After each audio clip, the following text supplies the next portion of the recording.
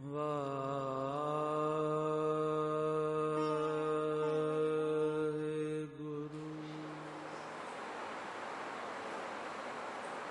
ਵਾਹਿਗੁਰੂ ਜੀ ਕਾ ਖਾਲਸਾ, ਵਾਹਿਗੁਰੂ ਜੀ ਕੀ ਫਤਿਹ।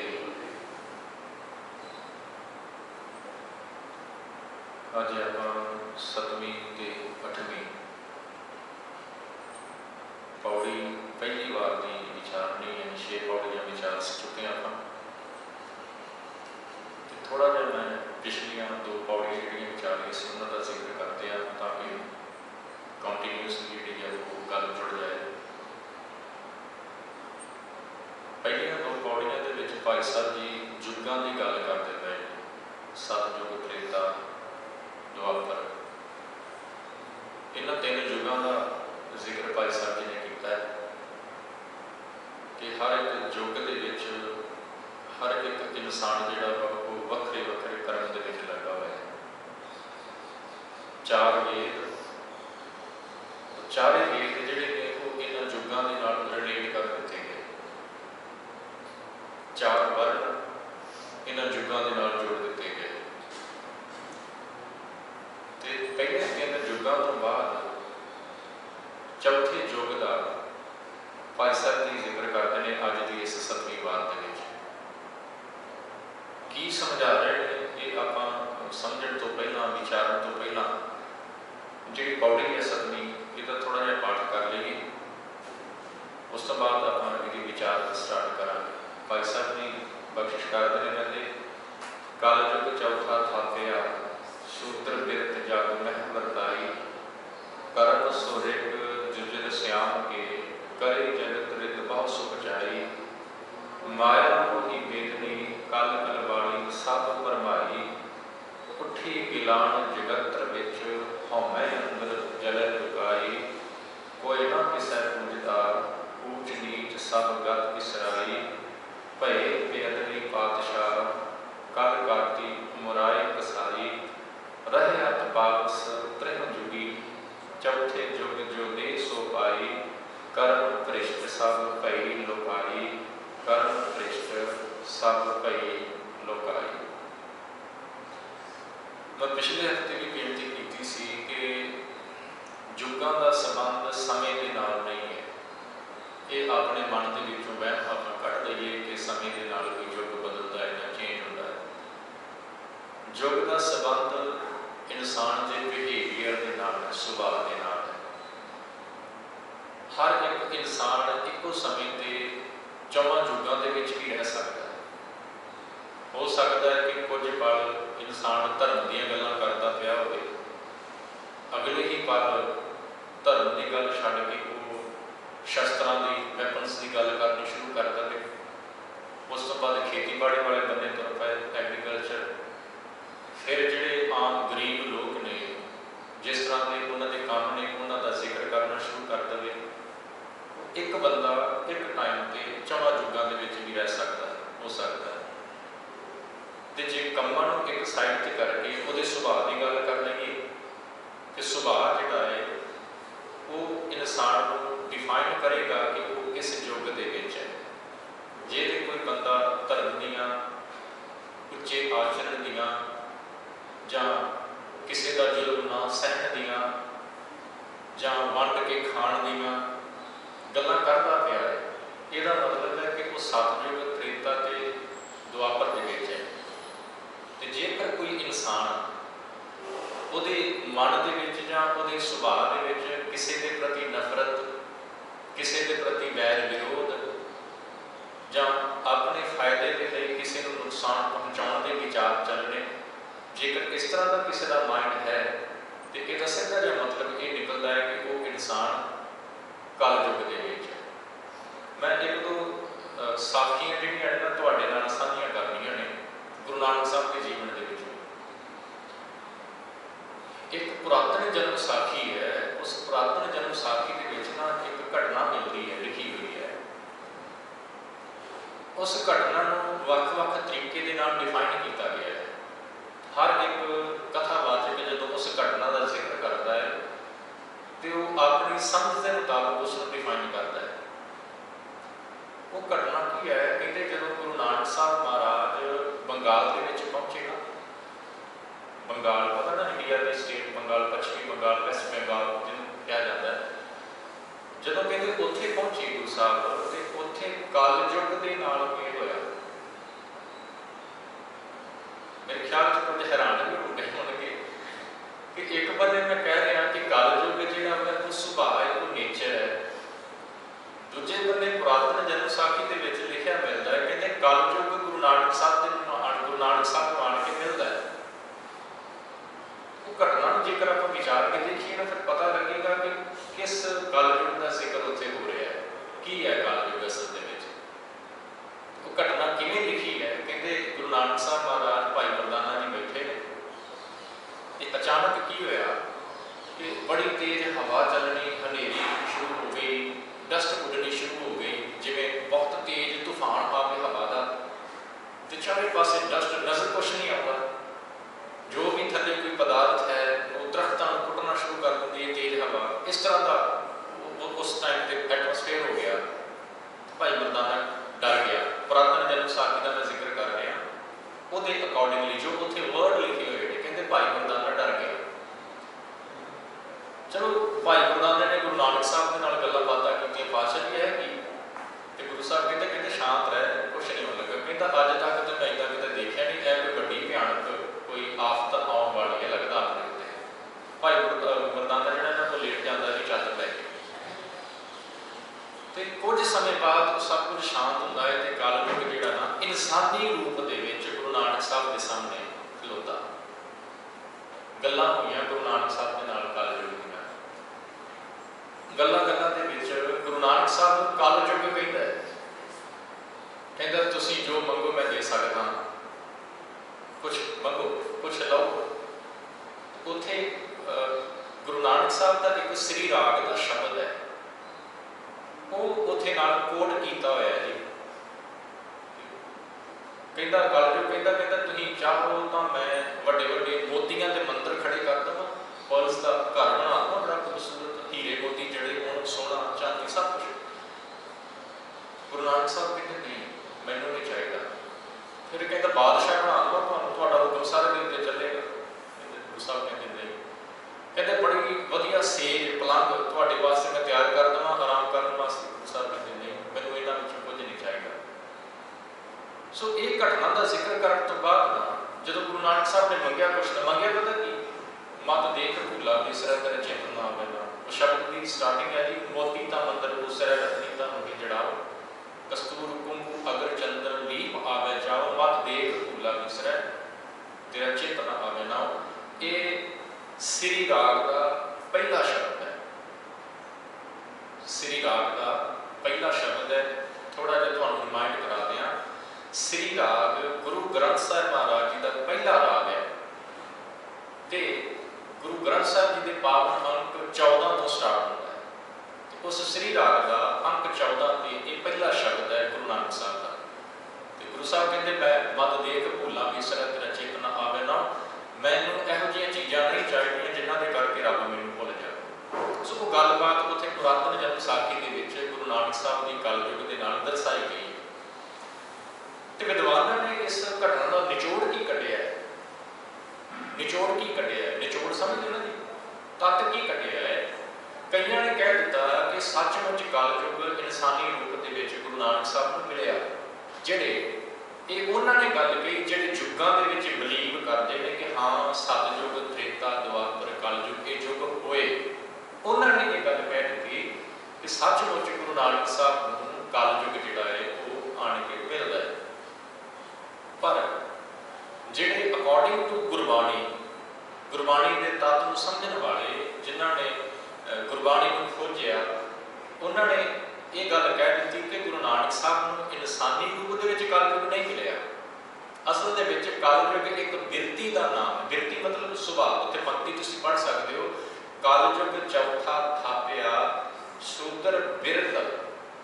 ਬਿਰਤ ਦਾ ਮਤਲਬ ਹੈ ਬਿਰਤੀ, ਸੁਭਾਅ, ਨੇਚਰ। ਜਗ ਮੈਂ ਵਰਤਾਈ, ਕਹਿੰਦੇ ਸ਼ੂਦਰ ਬਿਰਤ ਸਾਰੇ ਸੰਸਾਰ ਦੇ ਵਿੱਚ ਵਰਤ ਗਈ ਹੈ। ਤੇ ਕਹਿੰਦੇ ਕਲਯੁੱਗ ਜਿਹੜਾ ਨਾ ਉਹ ਸੁਭਾਅ ਦਾ ਨਾਮ ਹੈ, ਇਨਸਾਨ ਦਾ ਨਾਮ ਨਹੀਂ ਹੈ।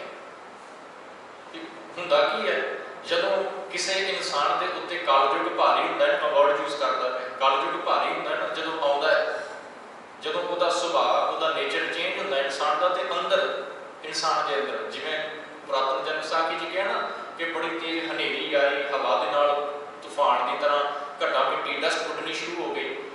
ਜਦੋਂ ਇਨਸਾਨ ਦਾ ਅੰਦਰ ਚੇਂਜ ਹੁੰਦਾ ਹੈ ਨਾ, ਸੁਭਾਅ ਚੇਂਜ ਹੁੰਦਾ ਹੈ, ਤੇ ਫਿਰ ਉਹਦੇ ਅੰਦਰ ਵੀ ਐਸਾ ਹੀ ਵਿਕਾਰਾਂ ਦਾ ਤੂਫਾਨ ਕ੍ਰੀਏਟ ਹੋ ਜਾਂਦਾ ਹੈ, ਉਹਦੇ ਅੰਦਰ ਵਿਕਾਰਾਂ ਦਾ ਤੂਫਾਨ ਆ ਜਾਂਦਾ ਹੈ। ਜਿਵੇਂ ਗੁਰੂ ਨਾਨਕ ਸਾਹਿਬ ਦਾ ਇੱਕ ਬਚਨ ਹੈ ਸ਼ਲੋਕ 12 ਤੇ ਵਧੀਕ ਦੇ ਵਿੱਚ, ਉੱਥੇ ਜ਼ਿਕਰ ਕੀਤਾ ਗੁਰੂ ਨਾਨਕ ਸਾਹਿਬ ਨੇ, ਕਹਿੰਦੇ ਮੈਂ ਕੀ ਦੇਖਦਾ, ਵੈਸੇ ਉਹਨਾਂ ਨੇ ਸੰਸਾਰ ਸਮੁੰਦਰ ਦੀ ਗੱਲ ਕੀਤੀ, ਉੱਥੇ ਕਹਿੰਦੇ ਝੜ ਝੱਖੜ ਪਹਾੜ ਲਹਿਰੀ ਵਹਿਣ ਲੱਖੀ ਸੀ, ਕਹਿੰਦੇ ਤੂਫਾਨ ਆਇਆ ਪਿਆ ਸੰਸਾਰ ਦੇ ਵਿੱਚ ਵਿਕਾਰਾਂ ਦਾ।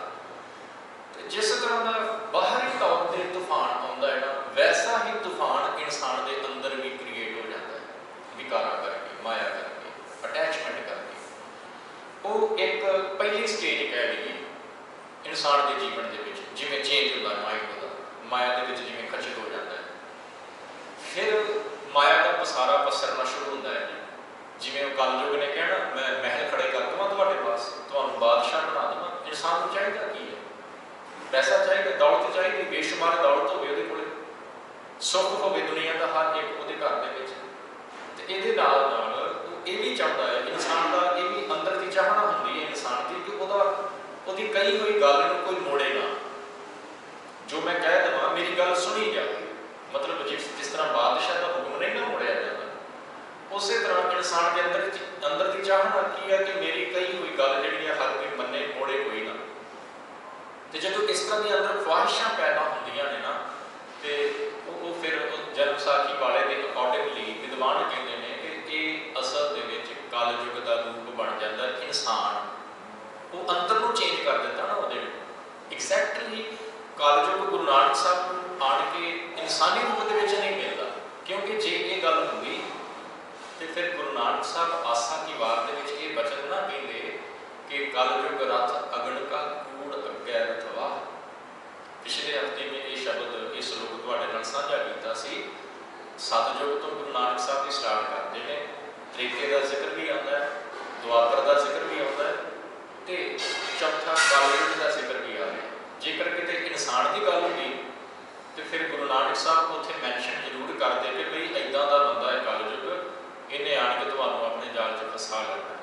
ਪਰ ਉੱਥੇ ਸੁਭਾਅ ਦਾ, ਉੱਥੇ ਨੇਚਰ ਦਾ ਜ਼ਿਕਰ ਕਰ ਦਿੱਤਾ ਗੁਰੂ ਸਾਹਿਬ ਨੇ, ਬਿਰਤੀ ਦਾ ਜ਼ਿਕਰ ਕਰ ਦਿੱਤਾ ਹੈ। ਕਹਿੰਦੇ ਕਲਯੁਗ ਰਥ ਅਗਣ ਕਾ ਕੂੜ ਅੱਗੇ ਰਥਵਾ। ਅਗਣ ਮਤਲਬ ਅੱਗ ਦੀ, ਅੱਗ ਕਿਹੜੀ? ਤ੍ਰਿਸ਼ਨਾ, ਡਿਜ਼ਾਇਰਸ, ਵਿਕਾਰਾਂ ਦੀ ਅੱਗ। ਜਿਸ ਇਨਸਾਨ ਦਾ ਟੀਚਾ, ਮੰਜ਼ਿਲ, ਲਕਸ਼ ਜਿਹੜੀ ਹੈ ਨਾ, ਉਹ ਪਦਾਰਥਾਂ ਨੂੰ ਪਾਉਣ ਦੀ ਹੋਵੇ, ਤ੍ਰਿਸ਼ਨਾ ਦੀ ਅੱਗ ਅੰਦਰ ਬਲਦੀ ਹੋਵੇ, ਇਹ ਵੀ ਮੇਰੇ ਕੋਲ ਆ ਜਾਵੇ, ਇਹ ਵੀ ਮੇਰੇ ਕੋਲ ਆ ਜਾਵੇ, ਤੇ ਉਸ ਪਦਾਰਥ ਨੂੰ ਜਾਂ ਉਹਨਾਂ ਪਦਾਰਥਾਂ ਨੂੰ ਪਾਉਣ ਦਾ ਜਿਹੜਾ ਵਸੀਲਾ ਹੈ ਨਾ, ਵਸੀਲਾ ਸਮਝਦੇ ਹੋ, ਤਰੀਕਾ ਜਿਹੜਾ ਹੈ ਨਾ, ਉਹ ਫਿਰ ਝੂਠ ਨੂੰ ਬਣਾ ਲਿਆ ਜਾਂਦਾ ਹੈ। ਝੂਠ ਉਹਦਾ ਰਥਵਾਨ ਬਣ ਜਾਂਦਾ ਹੈ, ਝੂਠ ਉਹਦਾ ਡਰਾਈਵਰ ਬਣ ਜਾਂਦਾ ਹੈ। ਕਹਿ ਲਈਏ ਕੂੜ ਅੱਗੇ ਰਥਵਾ, ਝੂਠ ਜਿਹੜਾ ਨਾ ਉਹਦਾ ਡਰਾਈਵਰ ਬਣ ਗਿਆ, ਤੇ ਇਨਸਾਨ ਜਿਹੜਾ ਵਾ ਉਹ ਮਾਇਆ ਦੇ ਪਿੱਛੇ ਪਿੱਛੇ ਦੌੜਦਾ ਪਿਆ, ਅੱਗ ਦੇ ਵਿੱਚ ਸੜਦਾ ਪਿਆ। ਦੂਜੀ ਘਟਨਾ ਜਿਹੜੀ ਹੈ ਨਾ, ਹੁਣ ਜੋ ਭਾਈ ਗੁਰਦਾਸ ਜੀ ਨੇ ਗੱਲ ਕੀਤੀ ਹੈ ਕਿ ਕਲਯੁਗ ਚੌਥਾ ਥਾਪਿਆ, ਸ਼ੂਦਰ ਬਿਰਤ ਜਗ ਮੈਂ ਵਰਤਾਏ। ਸ਼ੂਦਰ ਬਿਰਤ ਦਾ ਭਾਵ ਪਤਾ ਕੀ ਹੈ? ਸ਼ੂਦਰ ਲਫ਼ਜ਼ ਪਤਾ ਕਿਉਂ ਯੂਜ਼ ਕੀਤਾ ਹੈ? ਕਿਉਂਕਿ ਸ਼ੂਦਰ ਨੂੰ ਬੜਾ ਨੀਵਾਂ ਮੰਨਿਆ ਗਿਆ। ਸ਼ੂਦਰ ਕਾਸਟ ਸਿਸਟਮ ਦੇ ਅਕੋਰਡਿੰਗਲੀ ਸਭ ਤੋਂ ਨੀਵਾਂ, ਉਹਦੇ ਹਿੱਸੇ ਕੰਮ ਕਿਹੜੇ ਆਏ? ਸਭ ਤੋਂ ਨੀਵੇਂ। ਕਿਸੇ ਲੋਕਾਂ ਦੀ ਸੇਵਾ ਕਰਨੀ, ਜਿਹੜੀਆਂ ਵੱਡੀਆਂ ਜਾਤਾਂ ਨੇ ਉਹਨਾਂ ਦੀ ਸੇਵਾ ਕਰਨੀ, ਜਿੰਨੇ ਵੀ ਨੀਵੇਂ ਕੰਮ ਨੇ। ਐਗਜ਼ੈਂਪਲ ਦੇ ਤੌਰ ਤੇ ਜ਼ਿਕਰ ਕੀਤਾ ਜਾਵੇ, ਪਾਣੀ ਢੋਣਾ। ਪਤਾ ਨਾ ਤੁਹਾਨੂੰ, ਪੁਰਾਣੇ ਸਮਿਆਂ ਦੇ ਵਿੱਚ ਖੂਹਾਂ ਤੋਂ ਪਾਣੀ ਲਿਆਂਦਾ ਜਾਂਦਾ ਸੀ, ਜਾਂ ਦਰਿਆਵਾਂ ਤੋਂ, ਨਦੀਆਂ ਤੋਂ ਪਾਣੀ ਭਰ ਕੇ ਲਿਆਂਦਾ ਜਾਂਦਾ ਸੀ। ਤੇ ਜਿਹੜੇ ਵੱਡੀਆਂ ਜਾਤਾਂ ਵਾਲੇ ਹੁੰਦੇ ਸੀ, ਉਹਨਾਂ ਦੇ ਘਰ ਦੇ ਵਿੱਚ ਪਾਣੀ ਪਹੁੰਚਾਉਣ ਦੀ ਡਿਊਟੀ ਕਿੰਨਾ ਸ਼ੂਦਰਾਂ ਦੁਆਰਾ ਕੀਤੀ ਜਾਂਦੀ ਸੀ। ਭਗਤ ਰਵਿਦਾਸ ਜੀ ਦਾ ਜੀਵਨ ਪੜ੍ਹ ਲਓ, ਉਹਨਾਂ ਨੂੰ ਅਕੋਰਡਿੰਗ ਟੂ ਕਾਸਟ ਕੀ ਕਿਹਾ ਜਾਂਦਾ ਜੀ? ਨੀਵੀਂ ਜਾਤ ਵਾਲੇ ਕਿਹਾ ਜਾਂਦਾ। ਭਗਤ ਨਾਮਦੇਵ ਜੀ ਨੂੰ ਨੀਵੀਂ ਜਾਤ ਵਾਲੇ ਕਿਹਾ ਜਾਂਦਾ। ਹੋਰ ਕਈ ਐਸੇ ਭਗਤ ਜਿਨ੍ਹਾਂ ਨੂੰ ਉਸ ਸਿਸਟਮ ਦੇ ਮੁਤਾਬਕ ਨੀਵਾਂ ਕਿਹਾ ਗਿਆ, ਸ਼ੂਦਰ ਕਿਹਾ ਗਿਆ ਤੇ ਦੁਰਕਾਰ ਦਿੱਤਾ ਗਿਆ। ਮਤਲਬ ਕਿ ਇਹ ਧਰਮ ਦੇ ਕੰਮਾਂ ਦੇ ਵਿੱਚ ਹਿੱਸਾ नहीं लै सकते, नीवें ने।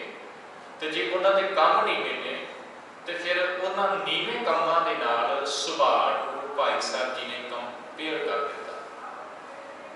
कहते किसी के काम को देख के उन्होंने नीवा ना करो, किसी के काम को देख के उसको नीवा ना कहो। असल दे विच नीवा वो इंसान है जिसका अंदर माड़ा है, जिसकी सोच माड़ी है, जिसकी सोच नीवी है, असल दे विच वो नीवा है। कहते गुरु नानक साहब जो उदासियां तो निकले ना तो हिंदू तीर्थ अस्थानों वाल पहली उदासी गुरु नानक साहब की हरिद्वार पहुंचे। जिवें हरिद्वार पहुंचते हैं, वो घटना तुहानूं याद है ना, सूरज को पानी देने वाली। ये एक दिन पहला ये घटना होती है, सूरज को पानी देने वाली। गुरु नानक साहब समझाते हैं कि पानी तुहाडा उत्थे नहीं पहुंचना, पर तोड़ देने। उस तो अगले दिन नैक्सट डे हरिद्वार की धरती पर सवेर का समा गुरु नानक साहब ने की देखा कि एक वैष्णव साधु, एक पंडित कह लेंगे जी, वो की करता पाया है कि उन्हें एक चूल्हा तैयार किया है। चूल्हा समझते हो ना कि चूल्हा वर्ड जिवें अजकल घरों के गैस स्टोव ने, पहला पिंडों के जिवें आप चूल्हे देखते हैं, उस तरह का उन्हें जमीन पुट्टी डिग की, चूल्हा तैयार किया, लकड़ा धो के लिया, जिन्ने के एरिए के उसने बैठना यूज करना है, उत्थे उन्हें पोचा लगा दिता, सारी तैयारी करके बैठ गया। हम गुरु नानक साहब देखते पैने कि कर की रहा है, तैयारी करता पाया, बिना गुरु नानक साहब गौर के नाल उन्हें देखते रहे। तो जो सारी तैयारी हो गई, चूल्हा तैयार हो गया, पोचा उन्हें फेर दिता, तो हुण उस चूल्हे के विच ना लकड़ा धो के, काठी धोए जला, काठी मतलब लकड़ धो के चूल्हे के विच रख के अग लगा दी। अग बलन लगी चूल्हे के विच, उत्ते एक बर्तन रख दिता, जो भी उन्हें भोजन तैयार करना है। जदों अग बलन लग पई ना, उस टाइम पे हुण मौका से गुरु नानक साहब के कोल जो उन्होंने उपदेश देना सी। भाई प्रधाने को इशारा किया, कहते प्रधाने जा और पंडित जी को ना अग लैके आ। समझते हो अग लैके आना की होंदा है?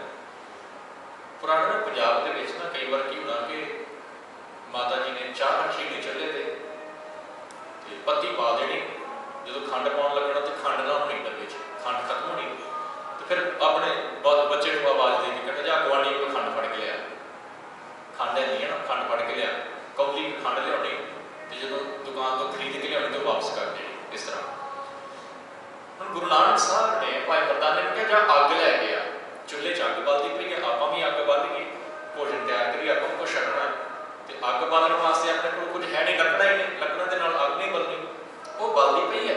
तो पंडित जी को थोड़ी जी अग लै आ ताकि आप भी चूल्हा बाल सकीए। भाई प्रधान चला गया जी अग लैन।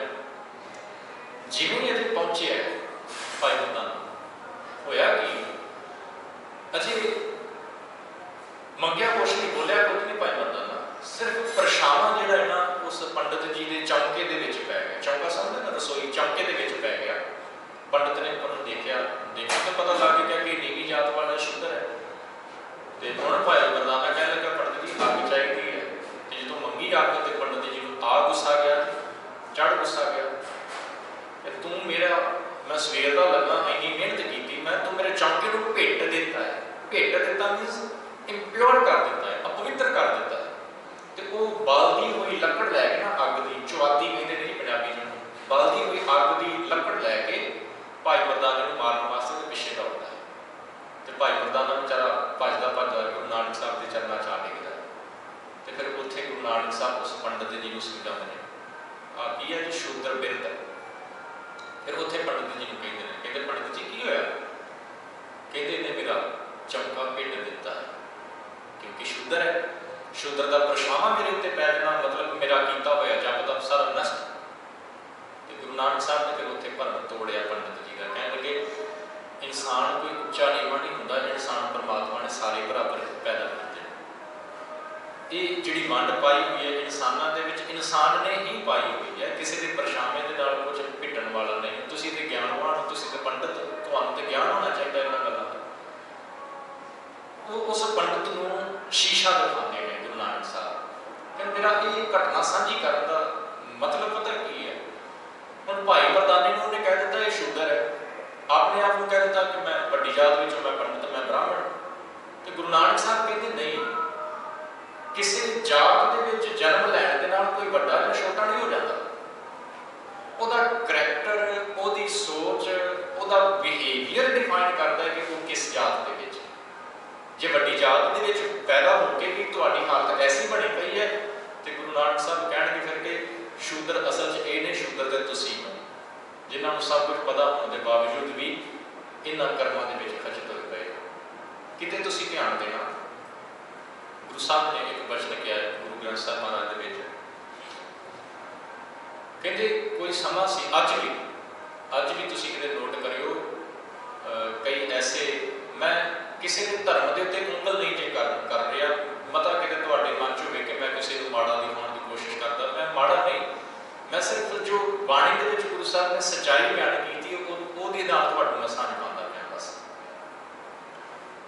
ਕੀ ਹੋਇਆ ਹੁੰਦਾ ਸੀ ਕਿ ਜਦੋਂ ਪ੍ਰਸ਼ਾਦਾ ਪਾਣੀ ਤਿਆਰ ਕਰਨਾ ਨਾ ਜੀ, ਪੰਡਤ ਜੀ ਨੂੰ ਬੁਲਾਉਣਾ ਘਰ ਦੇ ਵਿੱਚ, ਤੇ ਤੁਸੀਂ ਸ਼ਾਇਦ ਨੋਟ ਕੀਤਾ ਹੋਵੇਗਾ ਜਾਂ ਦੇਖਿਆ ਹੋਵੇਗਾ, ਜਦੋਂ ਥਾਲ ਪੰਡਤ ਜੀ ਦੇ ਸਾਹਮਣੇ ਲਿਆ ਕੇ ਰੱਖਿਆ ਜਾਂਦਾ ਸੀ ਨਾ ਖਾਣਾ ਖਾਣ ਵਾਸਤੇ, ਤੇ ਉਹ ਬੁੱਕ ਦੇ ਵਿੱਚ ਪਾਣੀ ਪਾ ਕੇ ਤੇ ਉਸ ਥਾਲ ਦੇ ਦੁਆਲੇ ਇੱਕ ਲਕੀਰ ਪਾਣੀ ਦੇ ਨਾਲ ਕੱਢ ਦਿੰਦੇ ਸੀ। ਉਹਦਾ ਮਤਲਬ ਹੈ ਕਿ ਖਾਣਾ ਪਵਿੱਤਰ ਹੈ, ਬੜੀ ਸੁਚਮਤਾ ਦੇ ਨਾਲ ਬਣਾਇਆ ਹੋਇਆ ਖਾਣਾ ਹੈ ਤੇ ਪਵਿੱਤਰ ਹੈ। ਉਹ ਲਾਈਨ ਦਾ ਮਤਲਬ ਕਿ ਕੋਈ ਇਹ ਨਾਲ ਪੱਤਰ ਪੜ੍ਹਨਾ ਜੀ ਤੇ ਕਿਤੇ ਖਾਣਾ ਪਵਿੱਤਰ ਨਾ ਹੋ ਜਾਵੇ ਖਾਣ ਤੋਂ ਪਹਿਲਾਂ, ਇਸ ਕਰਕੇ ਉਹ ਲਾਈਨ ਕਾਰ, ਇਹਨੂੰ ਕਹਿੰਦੇ ਨੇ ਕਾਰ ਕੱਢਣੀ, ਲਾਈਨ ਖਿੱਚਣੀ। ਤੇ ਗੁਰੂ ਨਾਨਕ ਸਾਹਿਬ ਨੇ ਫਿਰ ਉੱਥੇ ਇੱਕ ਬਚਨ ਕਿਹਾ, ਕਹਿਣ ਲੱਗੇ ਜੇਕਰ ਤੁਹਾਡੇ ਅੰਦਰ 4 ਔਗਣ ਬੈਠੇ ਹੋਏ ਨੇ, ਕੁਦਇਆ, ਕਸਾਇ, 4 ਔਗਣਾਂ ਦਾ ਜ਼ਿਕਰ ਕੀਤਾ ਗੁਰੂ ਸਾਹਿਬ ਨੇ ਉੱਥੇ। ਕਹਿੰਦੇ ਜੇਕਰ ਤੁਹਾਡੇ ਜੀਵਨ ਦੇ ਵਿੱਚ ਜਾਂ ਤੁਹਾਡੇ ਅੰਦਰ ਇਹ 4 ਔਗਣ ਬੈਠੇ ਹੋਏ ਨੇ, ਕੁਬੁੱਧ, ਡੂਮਣੀ, ਕੁਦਇਆ, ਕਸਾਇ, ਪਰ ਨਿੰਦਾ, ਘਟ, ਚੂਹੜੀ, ਮੁੱਠੀ, ਕ੍ਰੋਧ, ਚੰਡਾਲ, ਕਾਰੀ, ਕੱਢੀ, ਕਿਆ ਥੀ ਹੈ ਜਾਂ ਚਾਰੇ ਬੈਠੀਆਂ ਨਾਲ। ਕਾਰੀ ਕੱਢੀ ਦਾ ਮਤਲਬ ਲਾਈਨ ਖਿੱਚਣ ਦਾ ਕੀ ਮਤਲਬ, ਜੇਕਰ ਚਾਰੇ ਬੈਠੀਆਂ ਨਾਲ ਇਹ 4 ਮਾੜੀਆਂ ਬਿਰਤੀਆਂ ਤੁਹਾਡੇ ਅੰਦਰ ਬੈਠੀਆਂ ਹੋਈਆਂ ਨੇ, ਫਿਰ ਇਸ ਤੁਹਾਡੀ ਖਿੱਚੀ ਹੋਈ ਲਾਈਨ ਦਾ ਮਤਲਬ ਕੋਈ ਨਹੀਂ ਰਹਿ ਗਿਆ। ਤੁਸੀਂ ਤਾਂ ਅੰਦਰੂਨੀ ਤੌਰ ਤੇ, ਆਤਮਿਕ ਤੌਰ ਤੇ ਅਪਵਿੱਤਰ ਹੋਏ ਬੈਠੇ ਹੋ। ਇਹ ਭੋਜਨ ਪਵਿੱਤਰ ਹੈ ਬਿਨਾਂ ਸ਼ੱਕ, ਇਹ ਤੁਹਾਡੇ ਅੰਦਰ ਜਾ ਕੇ ਇਹ ਵੀ ਅਪਵਿੱਤਰ ਹੋ ਜਾਏਗਾ ਕਿਉਂਕਿ ਤੁਹਾਡੇ ਅੰਦਰ ਅਪਵਿੱਤਰਤਾ ਬੈਠੀ ਹੋਈ ਹੈ। ਕੁਬੁੱਧ, ਡੂਮਣੀ ਦਾ ਮਤਲਬ ਹੈ ਮਾੜੀ ਮੱਤ, ਕੁਦਇਆ ਦਾ ਮਤਲਬ ਹੈ ਕਰੂਐਲਿਟੀ, ਇਨਸਾਨ ਦੇ ਅੰਦਰ ਦਇਆ ਨਾ ਹੋਣੀ। ਕੁਬੁੱਧ, ਡੂਮਣੀ, ਕੁਦਇਆ, ਕਸਾਇਣ, ਪਰ ਨਿੰਦਾ, ਕਿਸੇ ਦੀ ਨਿੰਦਿਆ ਕਰਨੀ, ਘਟ, ਚੂਹੜੀ, ਮੁੱਠੀ, ਕ੍ਰੋਧ, ਚੰਡਾਲ, ਗੁੱਸਾ, ਇਹ 4 ਬਿਰਤੀਆਂ ਇਨਸਾਨ ਦੇ ਅੰਦਰ ਬੈਠੀਆਂ ਹੋਈਆਂ ਨੇ। ਬਾਹਰੋਂ ਜਿੰਨਾ ਮਰਜ਼ੀ ਸੁੱਚਾ ਹੋਣ ਦਾ ਯਤਨ ਕਰੇ ਜਾਂ ਬਾਹਰੋਂ ਜਿੰਨਾ ਮਰਜ਼ੀ ਉੱਚੀ ਜਾਤ ਵਾਲਾ ਅਖਵਾਉਣ ਦੀ ਕੋਸ਼ਿਸ਼ ਕਰੇ, ਜੇਕਰ ਇਹ 4 ਬਿਰਤੀਆਂ ਉਹਦੇ ਅੰਦਰ ਬੈਠੀਆਂ ਹੋਈਆਂ ਨੇ ਤੇ ਗੁਰੂ ਨਾਨਕ ਸਾਹਿਬ ਕਹਿੰਦੇ ਉਸ ਤੋਂ ਵੱਡਾ ਨੀਚ ਹੀ ਕੋਈ ਨਹੀਂ, ਉਸ ਤੋਂ ਵੱਡਾ ਨੀਚ ਕੋਈ ਨਹੀਂ ਸਕਦਾ। ਸੋ ਇਹਦਾ ਮਤਲਬ ਇਹ ਹੋ ਗਿਆ ਕਿ ਗੁਰੂ ਸਾਹਿਬ ਬਾਣੀ ਦੇ ਵਿੱਚ ਕਲਯੁਗ ਕਿਸ ਨੂੰ ਮੰਨਦੇ ਨੇ, ਇਨਸਾਨ ਦੀ ਸੋਚ ਨੂੰ, ਇਨਸਾਨ ਦੇ ਬਿਹੇਵੀਅਰ। ਵੱਡੀ ਜਾਤ ਦੇ ਵਿੱਚ ਹੋ ਕੇ ਵੀ ਜੇਕਰ ਇਨਸਾਨ ਦੀ ਸੋਚ ਨਹੀਂ ਵੀ ਹੈ ਤੇ ਉਹ ਸ਼ੂਦਰ ਹੈ। ਮੈਂ ਬਾਣੀ ਚੋਂ ਬਚਨ ਸਾਂਝਾ ਕਰਾਂ ਤੁਹਾਡੇ ਨਾਲ, ਕਲਯੁਗ ਦੇ ਲੱਛਣ ਕੀ ਨੇ, ਕਿਸ ਨੂੰ ਕਹਿੰਦੇ ਨੇ ਕਲਯੁਗ। ਗੁਰੂ ਨਾਨਕ ਸਾਹਿਬ ਦਾ ਬਚਨ ਪੜ੍ਹਿਓ, ਪਤਾ ਕੀ ਕਹਿੰਦੇ, ਕਹਿੰਦੇ ਜੇ ਕੋ ਸਤ ਕਰੇ ਸੋ ਸੀਜੈ, ਤਪ ਘਰ ਤਪ ਨਾ ਹੋਈ। ਜੇ ਕੋ ਸਤ ਕਰੇ ਸੋ ਸੀਜੈ, ਇਹਦਾ ਮਤਲਬ ਹੈ, ਸਤ ਕਰੇ ਦਾ ਮਤਲਬ ਹੈ ਕਿ ਕੋਈ ਇਨਸਾਨ ਕੋਸ਼ਿਸ਼ ਕਰੇ ਕਿ ਮੈਂ ਚੰਗੇ ਪਾਸੇ ਲੱਗ ਜਾਵਾਂ, ਲੱਗ ਵੀ ਜਾਵੇ, ਉਹਦਾ ਜੀਵਨ ਵੀ ਚੰਗਾ ਹੋ ਜਾਏ, ਉਹ ਰੱਬ ਦੇ ਨਾਲ ਵੀ ਜੁੜ ਜਾਏ, ਰੱਬ ਕਰਨਾ ਵੀ ਸ਼ੁਰੂ ਕਰ ਦੇਵੇ, ਐਗਜ਼ੈਕਟਲੀ ਲਾਈਫ ਦੇ ਵਿੱਚ ਸੱਚਮੁੱਚ ਇਨ ਰਿਐਲਿਟੀ ਕਰਨਾ ਸ਼ੁਰੂ ਕਰ ਦੇਵੇ। ਐਸੇ ਇਨਸਾਨ ਨੂੰ ਦੇਖ ਕੇ ਦੂਜੇ ਲੋਕ ਜਿਹੜੇ ਨੇ ਨਾ ਉਹ ਗੱਲਾਂ ਕਰਦੇ ਨੇ। ਗੱਲਾਂ ਕੀ ਕਰਦੇ ਨੇ, ਪਖੰਡ ਕਰਦਾ ਹੈ, ਇਹ ਫਲਾਣਾ ਇੱਦਾਂ ਕਰਦਾ ਹੁੰਦਾ ਸੀ ਹੁਣ ਇੱਦਾਂ ਦਾ ਹੋ ਗਿਆ, ਹੈ ਨਾ। ਜੇ ਕੋਈ ਸਤ ਕਰੇ ਸੋ ਸੀਜੈ, ਉਹਨੂੰ ਮਾੜਾ ਕਹਿਣਾ। ਤਪ ਘਰ ਤਪ ਨਾ ਹੋਈ, ਤੇ ਕੁਝ ਐਸੇ ਲੋਕ ਜਿਹੜੇ ਤਪੱਸਿਆ ਕਰਨ ਦਾ, ਚੰਗਾ ਬਣਨ ਦਾ ਯਤਨ ਕਈ ਕਰਦੇ ਨੇ, ਪਰ ਉਹ ਉਹਨਾਂ ਦੇ ਸੈਂਸਸ ਜਿਹੜੇ ਨੇ ਆਪਣੇ ਕੰਟਰੋਲ 'ਚ ਹੀ ਨਹੀਂ। चंगा बनने की वो कोशिश कर रहे हैं। आम दुनिया के वो इस तरह पेश आते पे कि जिस तरह मैं मेरा जीवन बड़ा उच्चा जी, मैं बड़ा चंगे करैक्टर वाला, मैं रब को बड़ा याद करता, मैं बड़े चंगे काम करता, पर रीयल लाइफ के उन्होंने सैंसिस जिहड़े ने उन्होंने कंट्रोल च नहीं। तप घर तप ना हुई जे को नाम लए बदनामी, कल के लखण ए, जे को नाम लए बदनामी मतलब जे कोई रब का नाम लेता है उन्होंने बदनाम किया जाता है, रब का नाम लैण वाले को बदनाम किया जाता है। चलो इत्थे एक होर घटना का जिक्र करते हैं। बंगाल का जिक्र किया ना जी मैं, जिथे कल युग की घटना जुड़ी जाती है। बंगाल की धरती से गुरु साहब एक पिंड के विचों लंघते पे, शायद तुसीं सुनी होगी घटना जरूर। तो उन्होंने पिंड के लोगों ने, प्रिंसीपल सतबीर सिंह जी कहते पिंड के लोगों ने उन्होंने पत्थर मारने शुरू कर दिए। गुरु नानक साहब के भाई मरदाना जी पिंड के विचों लंघते पे ने, तो उन्होंने पिंड के लोगों ने गुरु नानक साहब को, भाई मरदाना को पत्थर मारने शुरू कर दिते। तो गुरु नानक साहब उस पिंड के विच रुके नहीं, लंघ गए। तो पता की क्या, वसदे रहो, कहते वसदे रहो। दूजे पिंड के विच गए तो उन्होंने बड़ी रिस्पैक्ट की जी, बड़ा सत्कार किया गुरु साहब का, भाई मरदाना जी का बड़ा रच के सत्कार किया। तो जो गुरु साहब उतों फिर अगे चलन लगे तो कह दिता, कह लगे उजड़ जाओ। भाई मरदाना गुरु साहब के कोल ऐ कहता होगा कि ये जिन्हें पत्थर मारे, जिन्होंने लोगों ने उन्होंने कह दिता वसदे रहो।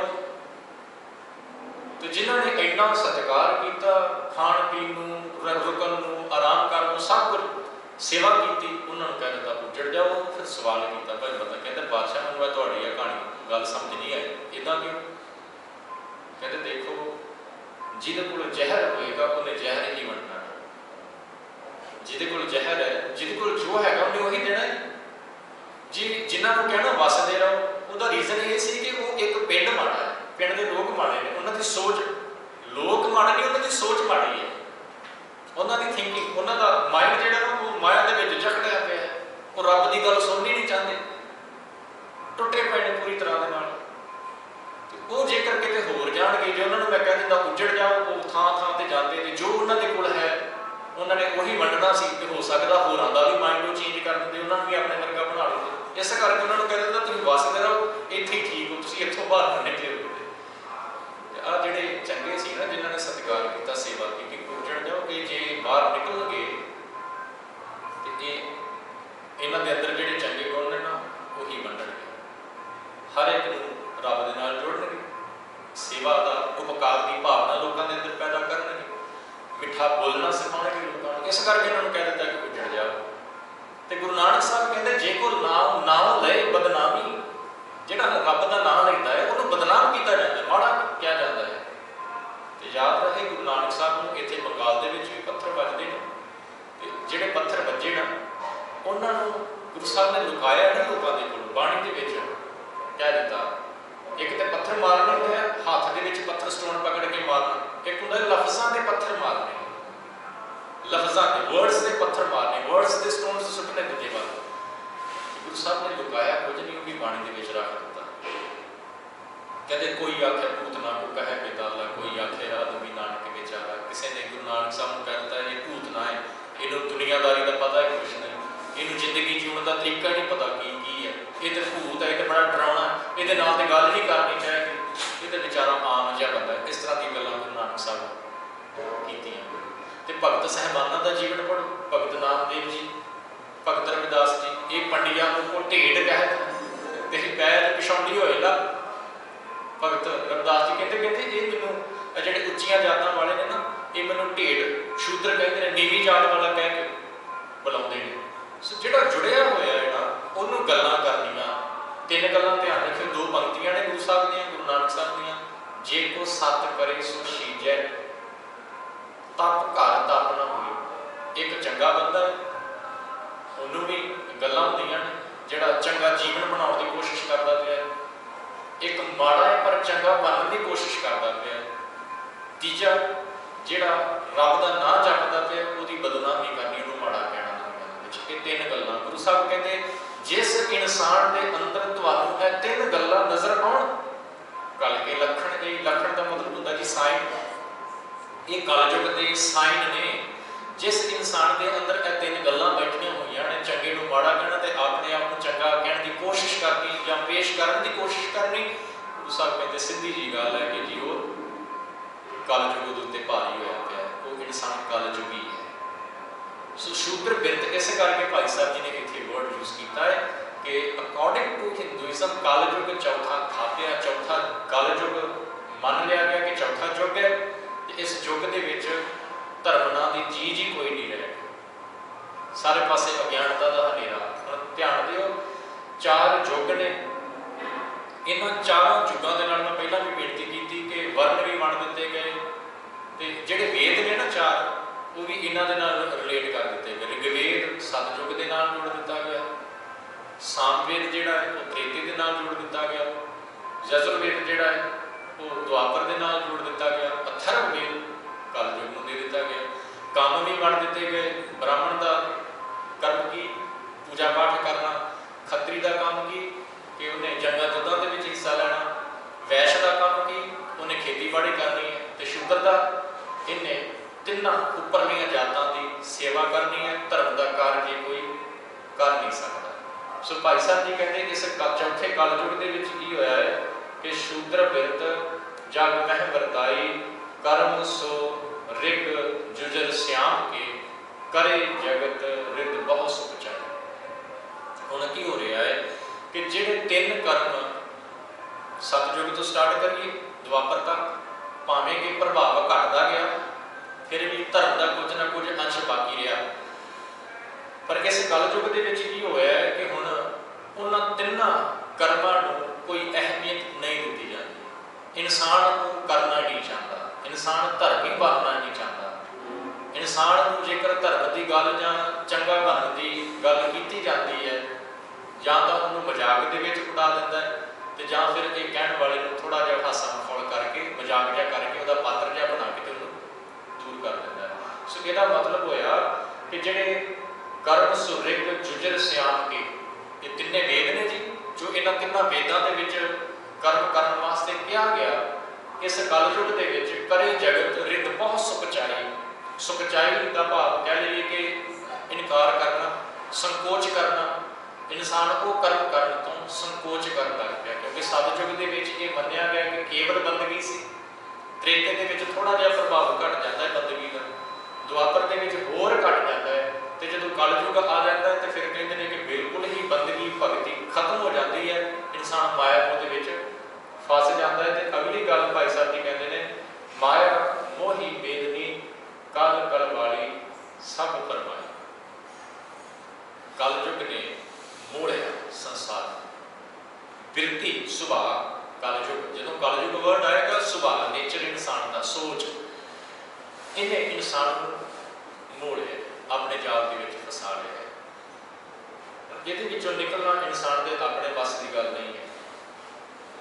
जिमें जिमें ये फसदा जाता है, इंसान के अंदर भरम जिहड़े ने ना बढ़ते जाते हैं। भरम, डाउट कह लीजिए, वहम कह लीजिए, इंसान जिहड़ा ना वो सुपरस्टिशियस हो जाता है। वहम भरमां के अंदर बड़ा घेरा तुसीं देखते ही हो जी, नज़र आता ही सारे जो आप किसी को देखते हैं पता लग ही जाता है कि बंदा इंसान जिहड़ा ना भरमां दे विच पूरी तरह के नाल फसिया गया। भाई साहब जी कहते इस कलयुग के विच की होया कि इंसान वहमां भरमां दे विच पूरी तरह के नाल फसिया गया। उठी गिलान जगत विच हौमे अंदर जले लुका, केवल वहमां भरमां च नहीं फसिया। भाई साहब जी कहते हुण तां हौमे का बोलबाला हो गया, हौमे का बोलबाला हो गया है। एक तरह की कह लीए कि हंकार की बदबू फैल गई है संसार के विच हर पासे। इंसान जेकर 2 दिन एग्जाम्पल के तौर पर 2 दिन मेरे वर्गा उठ के कितने अमृत वेले गुरुद्वारे आ जाए ना, तो कहता कि मेरे वर्गा तो धर्मी कोई नहीं। हौमे आ गई जी उस वेले कितने भुल भुलेखे गुटका साहब पकड़ के जपजी साहब के 5-4 पौड़ियां का पाठ की कर लिया। मैं तो अपने आप को कहना मैंने तो गुरुद्वारे का प्रधान बनाना चाहिए, मैं पाठ बड़ा करदा। हौमे गुरु साहब कहते, भाई साहब जी कहते उठी गिलान जगत विच हौमे अंदर, ईगो ने थां ले ली है। इन्ना को हंकार के विच इंसान फस गया कि इनू दूजा कोई नज़र नहीं आता, बाकी तो कीड़े मकोड़े नजर आते हैं जी अपने सामने। हौमे अंदर जला लुकाई। अगली गल भाई साहब किसे पूजदा, ऊंच नीच सब गत विसरा। पहले तिन्ना युगों के पूजा पाठ जोरां ते सी, बड़े जोरां ते सी, पर हुण किते कोई ना किसे पूजदा। हुण नहीं किसे इत्थे पूजदा दा मतलब पूजा करन तो नहीं है। पूजदा दा भाव इत्थे केवल बाहरी तौर ते पूजा करन तो नहीं है, जिवें मंदिरां दे विच पूजा हुंदी है, ਉਹਦਾ भाव नहीं जी इत्थे कोई ना किसे पूजदा। सतयुग त्रेते दुआपर की आपां गल कर लईए तो जिहड़े उस टाइम के लोग सी कई हुई गल नूं फॉलो करते सी, अपनाउंदे सी, जीवन दे विच अप्लाई करने की कोशिश करते सी। पर इत्थे हुण कलयुग दे विच की हो रहा है, केवल विखावा ही बन के रह गया है, बाहरी तौर पर पूजा रह गई है, पर जिहड़ी अंदरली तत्त की गल सी वो अंदरों चली गई है, खत्म। जो धर्म ग्रंथां दे विच कहा गया है उन्होंने फॉलो नहीं कर रहा कोई भी अपने जीवन के अप्लाई नहीं कर रहा। चलो अपनी एग्जैम्पल ही आप ले लीजिए, गुरु ग्रंथ साहब महाराज की अजकल माफ करना आप पूजा नहीं करते पे हैं। गुरु ग्रंथ साहब महाराज की असी पूजा ही कर रहे हैं, गुरु ग्रंथ साहब की आप मान नहीं रहे।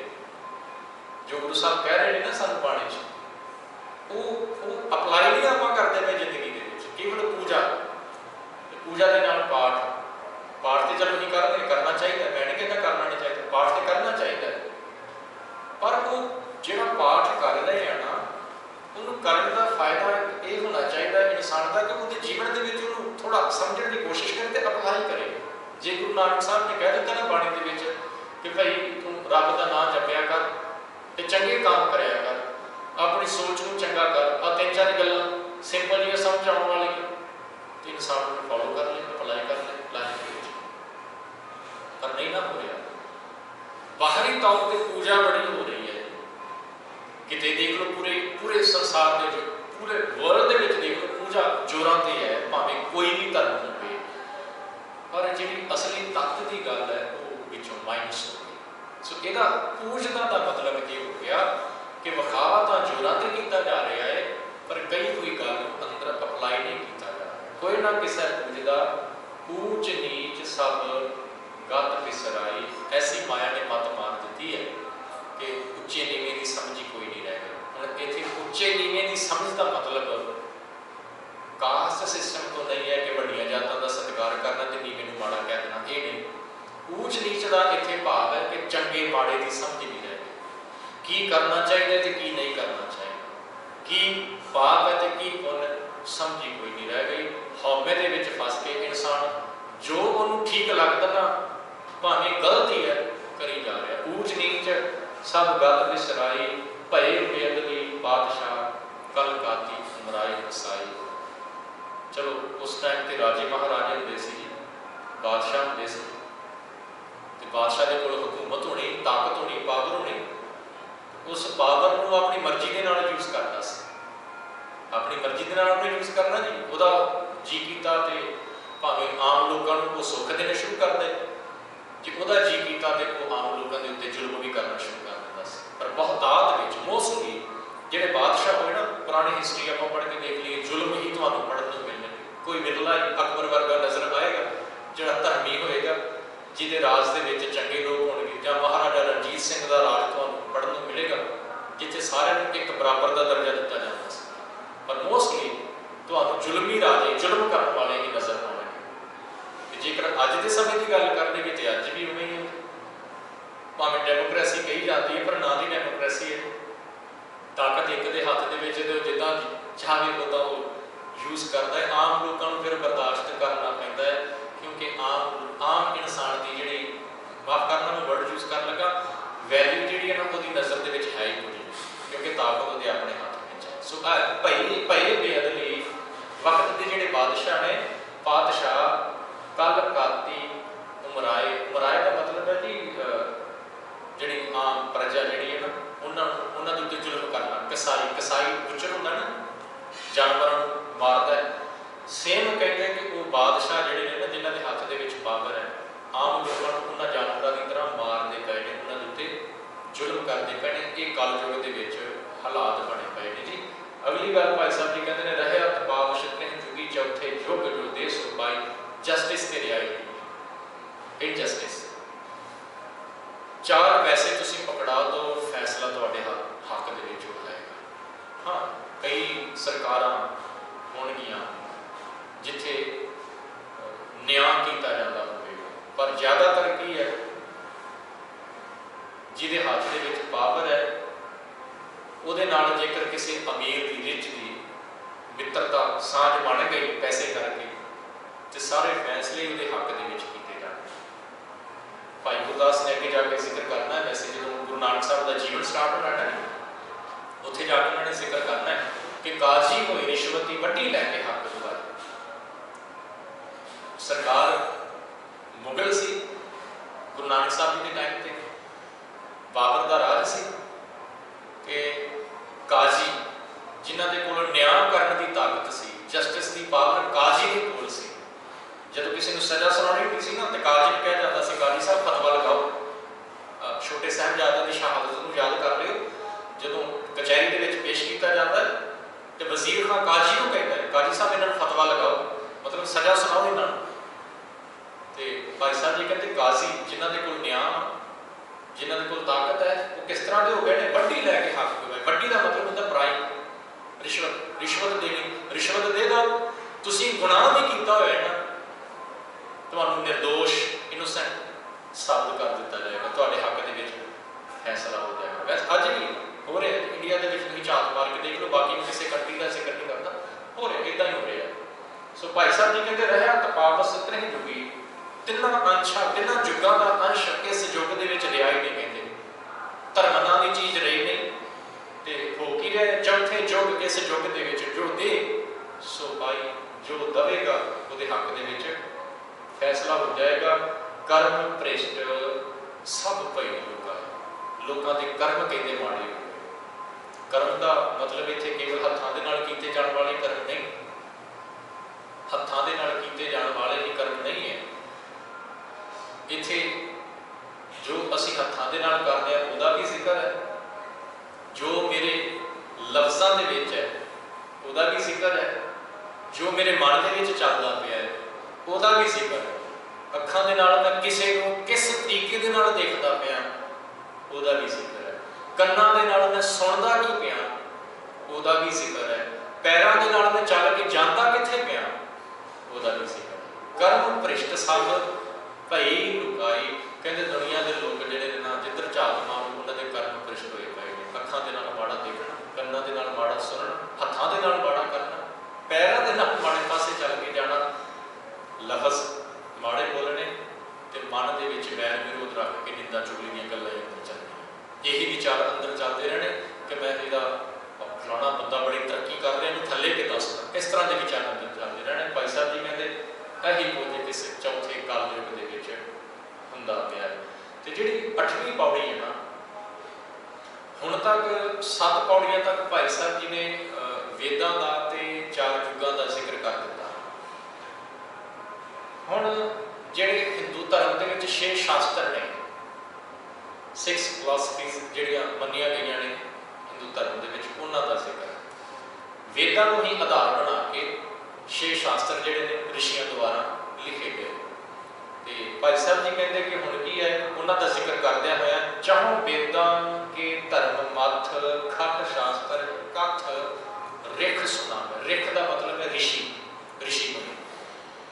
उन्हां 4 वेदां दे विच की लिखिआ है, उन्हां दा जिहड़ा निचोड़ है वो 6 शास्त्र 6 ऋषियां द्वारा वखरे वखरे शास्त्र वखरे वखरे ग्रंथ लिखे गए। उन्होंने 6 शास्त्रों का खट शास्त्र, खट का मतलब होता है ऋषि, खट शास्त्र का नाम दे दिता गया, जिन्होंने अंग्रेजी के विच 6 फिलासफीज ऑफ हिंदुइज्म कहा जाता है। तो उन्होंने 4 वेदां दे विच की सी, जिस तरह की जिस ऋषि को समझ पई उहदे अकॉर्डिंगली उसने अपने लिखे हुए शास्त्र के विच सारा एक्सप्लेन कर दिता। ते भाई साहब जी कहते खट शास्त्र कथ रिख सुनावे ब्रह्मादिक संकादिका ज्यों तिह कहा तिवै जग का। ब्रह्मादिक ब्रह्मे वर्गे, सनकादिका ब्रह्मा के 4 पुत्र सनक सनंदर सनातन सनत कुमार, 4 वेदां का ज्ञाता ब्रह्मा उहदे पुत्र। इन्हां वेदां का जिहड़ा सोर्स है वो ब्रह्मा ही मन्निया गया है। तो कहते जो कुछ ब्रह्मा जी ने उन्होंने वेदां दे विच लिख दिता, जो पढ़ के सुना दिता गया, उस तरह लोग जिहड़े ने वो करन लग पे। जो वेदां दे विच कह दिता गया करन वास्ते, सेम उस तरह ही लोगों ने उन्होंने फॉलो करना शुरू कर दिता। कहते गावन पढ़न विचार बहु कोट मदे बिरला गत पावे। सेम हालत जी साडी है जी। कहते वेदां नूं पढ़ते तो बहुत ने, गाउंदे भी ने, पर करोड़ों के विचों कोई बिरला, कोई एक जिहड़ा ना वो गत पावे। गत पावे का मतलब है जी मुक्त हो जाना, जीवन सफल हो जाना। मुक्त का मतलब इत्थे मरण तो बाद वाली मुक्ति ना समझ लिओ किते। मुक्त का मतलब इत्थे जीउंदे जी मुक्त होना। पढ़ते तो कई पे ने, गाउंदे तो कई पे ने, विचारते तो कई पे ने, पर कोई बिरला ही अपने जीवन को सफल बना पाता है। सलवेशन तक कोई बिरला ही पहुँच पाता है। बहुतात में की हो रहा है कि सिर्फ पढ़िया तो गाविया जा रहा है, विचार बहुत घट रहे हैं। तो जो विचार नहीं है तो उस तो अगला स्टैप है जो अप्लाई करने वाला वो होएगा ही नहीं।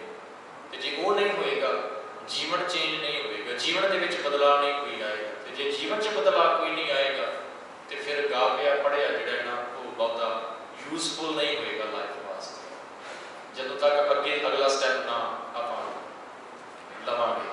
तो भाई साहब जी कहते गावन पढ़न विचार बहु कोट मदे बिरला गत पावे। कहते ज्ञान जी पाठ करते हैं बड़ा चिर हो गया पर ना मन नहीं टेकता पे। मन किवें टिके? जो गुरु साहब कहते हैं जिस बाणी का मैं पाठ करता पिया वो गुरु साहब ने कोई तो गल कही होगी ना करने वास्ते। चलो मोटे जे तौर पर आप जिक्र कर लीए कि सुखमणी साहब, हाँ जी, ज़्यादा बाणी पढ़ी जाने वाली ना पूरे संसार के जिथे भी गुरु नानक नाम लेवा सिख, गुरु नानक के घर के नाल जिहदा भी प्यार है, जिहड़ा भी जुड़िया होया है, सुखमणी साहब बाणी जरूर पढ़ता होगा। जिन्होंने पढ़ना नहीं आता सुनता होगा। तो सुखमणी साहब के क्योंकि नाम बड़ा प्यारा है, सुखमणी, सुखा दी मणि, मणि समझ रहे जी, मणि जितों सुख मिलते हैं। तो इस करके इस बाणी का पाठ बड़ा किया जाता है कि हर एक इंसान चाहता है मेरे जीवन में सुख आवे। आउणगे सुख जी, बिना शक आउणगे, पर कला पढ़न के नाल आ जाएंगे। गुरु साहब कहते जिथे पढ़ना है ना, पहलियां दो पंक्तियां ही पढ़ लो जी सुखमणी साहब दियां। पहला श्लोक आता है ना, आदि गुरे नमः, है ना। इस तो बाद जो अष्टपदी स्टार्ट होती है तो की कह दिता, पहलियां दो पंक्तियां पूरा सुखमणी साहब तो चलो एक पासे रह गया। आप पूरे सुखमणी साहब की ना गल करिए, सिर्फ पहलियां दो पंक्तियां की गल कर लो। की कहते हैं गुरु नानक गुरु अर्जन साहब महाराज कहते सिमरो सिमर सिमर सुख पा। इत्थे ही तत्त दस दिता कि सुख आएगा, पर आवेगा किवें? कहते उन्होंने याद कर। मैं पढ़ रहा हाँ, सुख चाहना, पर जो क्या जा रहा है पहली पंक्ति के उन्होंने मैं फॉलो नहीं करता गया, तो फिर किवें? कोट मदे बिरला गत पा। फिर तो कहानी होएगी ना, जिन्हें उस एक पंक्ति को ही फॉलो कर लिया वो गत पा जाएगा, वो सुखी हो जाएगा, वो मुक्त हो जाएगा। पर हो की रहा है कि करोड़ा पढ़ते पे तो उन्होंने करोड़ों के कोई बिरला जड़ा ना वो भावना रख के उन्होंने अपलाई करके गत पावे वो मुक्त हो जाता है जी। गुरु भाई साहब जी कहते कि अचरज मन आमदी पढ़त गुणत कश भेद ना पावे। ये तो रब की समझ नहीं आती, रब की है समझ किवें आया जी? सिर्फ पढ़न पर जोर देता है, कह दिता जी इस बाणी के इतने पाठ करने ने, बस जोर लगा दिता जी गिनती पूरी करते। पर बाबे नानक ने किते भी नहीं कहा कि तू गिनती को लैके पाठ कर। गुरु साहब कहते तू एक ही पाठ कर ला, पूरे दिन के एक पाठ कर ला जपजी साहब का, तेन 10 करने की लोड़ नहीं, महीने के तेन 1000 पाठ करने की लोड़ नहीं, एक पाठ कर ला। सुखमणी साहब ने बड़ी वड्डी बाणी है, 24 अष्टपदियां ने, तो तकरीबन जो हौली हौली पाठ करी तो 2 घंटे लग जाते हैं, जो थोड़ा तेज कर लिए तो 1.5 घंटा, 1.5 आवर है ना। तो जे मैं सुखमणी साहब को 2 घंटिया कंप्लीट करने की बजाय 1 महीने के कंप्लीट कर लो तो किवें दा रहेगा? किवें दा रहेगा? बड़ा आनंद आएगा। जो मैं पढ़ रहा ਉਹਨੂੰ ਸਮਝਣ ਦੀ ਕੋਸ਼ਿਸ਼ ਕਰਾਂ, ਭੱਜਾ ਨਾ ਜਾਵਾਂ, ਉਹਨੂੰ ਸਮਝਣ ਦੀ ਕੋਸ਼ਿਸ਼ ਕਰਾਂ।